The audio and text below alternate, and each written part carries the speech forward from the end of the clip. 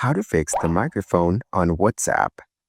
To get started, you first need to open up the Settings app on your iPhone.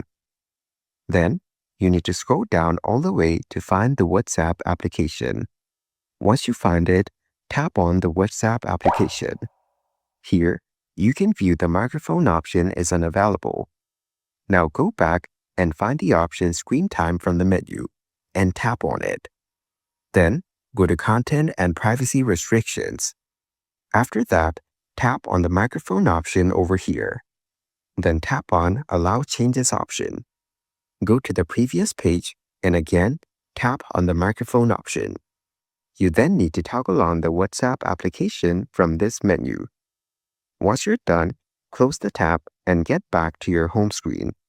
Now, the microphone feature on WhatsApp has been fixed. So, by following these steps, you can fix the microphone on WhatsApp.